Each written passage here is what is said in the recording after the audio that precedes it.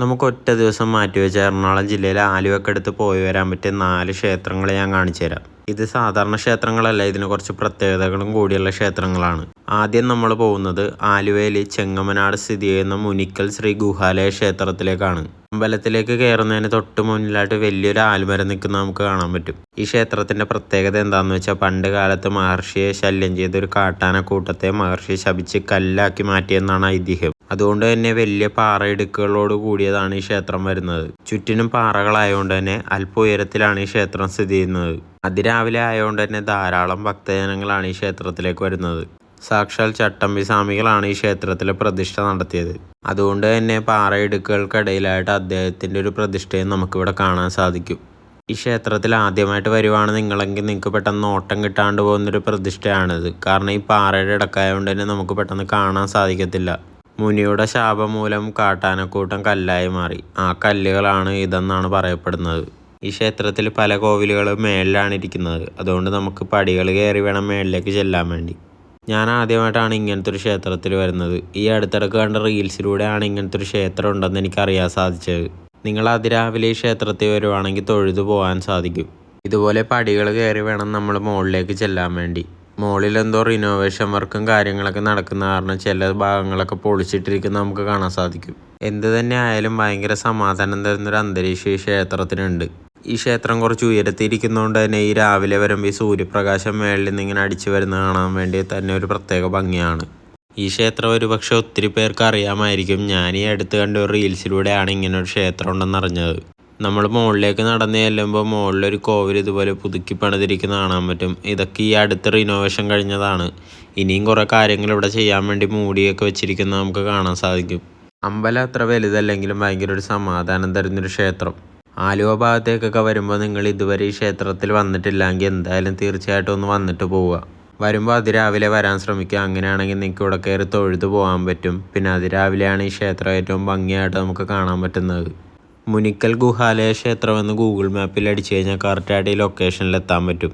ഇവിടെ നിന്ന് നേരെ നമ്മൾ പോകുന്നത് ഇവിടെ നിന്ന് ഒരു 7 കിലോമീറ്റർ മാറി സ്ഥിതി ചെയ്യുന്ന ആവണങ്കോട് സരസ്വതി ക്ഷേത്രത്തിലേക്കാണ്. നമ്മുടെ നെടുമ്പാശ്ശേരി എയർപോർട്ടിന് തൊട്ടടുത്തായിട്ടാണ് ഈ ക്ഷേത്രം സ്ഥിതി ചെയ്യുന്നത്. ഏകദേശം 1200ഓളം വർഷങ്ങൾ പഴക്കമുള്ളൊരു ക്ഷേത്രം കൂടിയാണിത്. ഇവിടെ വന്നിട്ട് എനിക്ക് അധികം വീഡിയോസ് ഒന്നും എടുക്കാൻ സാധിച്ചില്ല. കാരണം ഫോട്ടോഗ്രാഫി വീഡിയോഗ്രാഫിയൊക്കെ സ്ട്രിക്റ്റ്ലി പ്രോഹിബിറ്റഡ് ആണെന്ന് ഇവിടെ എഴുതി വെച്ചിട്ടുണ്ട്. പിന്നെ കുറേ പേര് പുറത്തൊക്കെ വന്ന് ഇതുപോലെ എടുക്കുന്ന കണ്ടുകൊണ്ട് മാത്രമാണ് ഞാൻ എടുത്തത്. എല്ലാ ദിവസവും വിദ്യാരംഭം കുറിക്കാൻ പറ്റുന്നൊരു ക്ഷേത്രമാണിത്. പിന്നെ ഈ ക്ഷേത്രത്തിൽ നിന്ന് നിങ്ങൾക്ക് വേറൊരു കാഴ്ച കാണാൻ പറ്റും. ഇതുപോലെ ഫ്ലൈറ്റൊക്കെ പൊങ്ങിപ്പോകുന്ന തൊട്ടടുത്ത് നിന്ന് കാണാൻ പറ്റും. നമ്മുടെ നെടുമ്പാശ്ശേരി എയർപോർട്ടിൻ്റെ തൊട്ട് പുറകിൽ തന്നെയായിട്ടാണ് ഈ ക്ഷേത്രം സ്ഥിതി ചെയ്യുന്നത്. നമ്മളിവിടെ വരുന്നവരെല്ലാവരും മുറ്റത്തിരുന്ന് എഴുതിയൊക്കെ പോകുന്നത് നമുക്ക് കാണാൻ പറ്റും. അതിനടുത്തായിട്ട് തന്നെ ക്ഷേത്രക്കുളമുണ്ട്. പക്ഷേ ഇപ്പോൾ ക്ഷേത്രക്കുളത്തിലേക്ക് ആരും ഇറങ്ങരുതെന്ന് അവിടെ ബോർഡൊക്കെ എഴുതി വെച്ചിട്ടുണ്ട്. അതിന് തൊട്ടടുത്ത് തന്നെയായിട്ട് വേറൊരു ക്ഷേത്രവും നമുക്ക് കാണാൻ സാധിക്കും. അപ്പോൾ ഈ ക്ഷേത്രത്തിൽ വരുന്നവരെന്തായാലും ഇവിടെയും കൂടി കയറി പ്രാർത്ഥിക്കുക. നമ്മൾ ഈ വന്ന ക്ഷേത്രമാണ് ഈ കാണുന്നത്. അതിൻ്റെ തൊട്ട് പുറത്തായിട്ട് തന്നെയാണ് ഈ ക്ഷേത്രക്കുളം വരുന്നത്. ഇവിടെ ബോർഡുകളും മറ്റും സ്ഥാപിച്ചിട്ടുണ്ട് ആരും ഇറങ്ങരുതെന്നുള്ള. അതുകൊണ്ട് ഇവിടെ ആർക്കും ഇറങ്ങാൻ സാധിക്കില്ല. അതിൻ്റെ തൊട്ട് പുറകിലായിട്ട് തന്നെ ഈ കാണുന്നത് നമ്മുടെ നെടുമ്പാശ്ശേരി വിമാനത്താവളമാണ്. ഇത്ര അടുത്ത് നിന്ന് ഫ്ലൈറ്റ് പൊങ്ങുന്നത് നമുക്ക് ഇവിടെ നിന്ന് കാണാൻ പറ്റും. അവിടെ നിന്ന് ഒരു 5-6 കിലോമീറ്റർ മാറി നമ്മളിനി പോകുന്നത് ശ്രീദത്ത ആഞ്ജനേയ ക്ഷേത്രത്തിലേക്കാണ്. ഹനുമാൻ സ്വാമിയാണ് ഇവിടുത്തെ പ്രതിഷ്ഠ. ഉദ്ദിഷ്ട കാര്യത്തിന് വേണ്ടി ധാരാളം ആൾക്കാരാണ് ഇവിടെ രാവിലെ വന്ന് പ്രാർത്ഥിക്കുന്നത്. നമ്മൾ ഇത്രയും നേരം കണ്ട പോലെ ഒരു പഴമയുള്ള ക്ഷേത്രമല്ല, കുറച്ചുകൂടി ആധുനീകരിച്ചൊരു ക്ഷേത്രമാണ്. അതിരാവിലെ ആയതുകൊണ്ട് തന്നെ ധാരാളം ഭക്തജനങ്ങളാണ് ക്ഷേത്രത്തിൽ വന്നിരിക്കുന്നത്. പിന്നെ ഇവിടുത്തെ ഒരു പ്രധാനപ്പെട്ട വഴിപാടാണ് ഇവിടെ 41 ദിവസം വ്രതം എടുത്ത് തേങ്ങ കെട്ടുന്നത്. അതിനായിട്ട് ഒത്തിരി ആൾക്കാർ ഇവിടെ വരാറുണ്ട്. നമുക്ക് ഈ ക്ഷേത്രത്തിൻ്റെ അകത്തേക്ക് കയറുമ്പോൾ തന്നെ ഇതുപോലെ തേങ്ങകൾ കെട്ടി വെച്ചിരിക്കുന്നത് കാണാൻ സാധിക്കും. നിങ്ങൾ 41 ദിവസം ഇവിടെ വ്രതം എടുത്ത് ഈ തേങ്ങ ഇവിടെ കെട്ടിക്കഴിഞ്ഞാൽ നിങ്ങൾ ആഗ്രഹിക്കുന്ന കാര്യങ്ങൾ നടക്കുമെന്നാണ് വിശ്വാസം. അതുമാത്രമല്ല, ഭൂമിക്കടിയിൽ സ്ഥിതി ചെയ്യുന്ന ഒരു ആഞ്ജനേയ ക്ഷേത്രം ഇവിടെ ഉണ്ട്.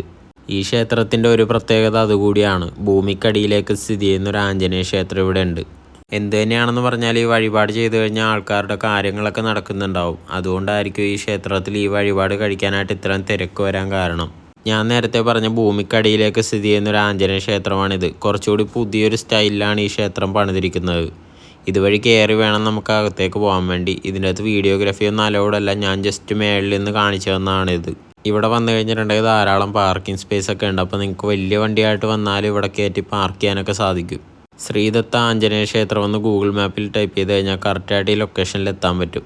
അവിടെ നിന്ന് നമ്മളിനി പോകുന്നത് 14 കിലോമീറ്റർ മാറി വാഴക്കുളത്ത് സ്ഥിതി ചെയ്യുന്ന തൃക്കയിൽ ക്ഷേത്രത്തിലേക്കാണ്. വട്ടത്തിലുള്ള ശ്രീകോവിലുള്ള ക്ഷേത്രം കൂടിയാണിത്.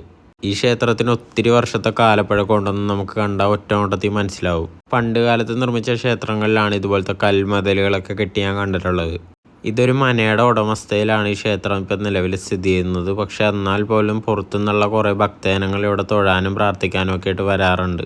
ഇതൊരു ചെറിയ ക്ഷേത്രമാണ്, എന്നാലും നന്നായിട്ട് പരിപാലിച്ച് കൊണ്ടുപോകുന്നുണ്ട്. നിത്യപൂജയും കാര്യങ്ങളൊക്കെ ഇവിടെ നടക്കുന്നൊരു ക്ഷേത്രം കൂടിയാണിത്. ഇതൊരു മനയുടെ കീഴിലായതുകൊണ്ട് തന്നെ ഇവിടെ യാതൊരുവിധ ഓഫീസോ കാര്യങ്ങളോ ഒന്നുമില്ല. ഇന്നത്തെ കാലത്ത് നമ്മൾ നിർമ്മിച്ചുകൊണ്ടിരിക്കുന്ന അത്യാധുനിക ക്ഷേത്രങ്ങളെക്കാളും ഏറ്റവും നല്ലത് ഇതുപോലെ പഴമ നിലനിർത്തിക്കൊണ്ടുപോകുന്ന ക്ഷേത്രങ്ങളാണ്. നമുക്ക് ഇതുപോലത്തെ ക്ഷേത്രങ്ങളിലേക്കൊക്കെ നോക്കിക്കഴിഞ്ഞാൽ തന്നെ കാണാൻ പറ്റും എന്താ ഐശ്വര്യം. ഉള്ളിൽ തന്നെയായിട്ട് പണ്ട് കാലത്ത് നിർമ്മിച്ച ഒരു കിണറും നമുക്ക് കാണാൻ സാധിക്കും.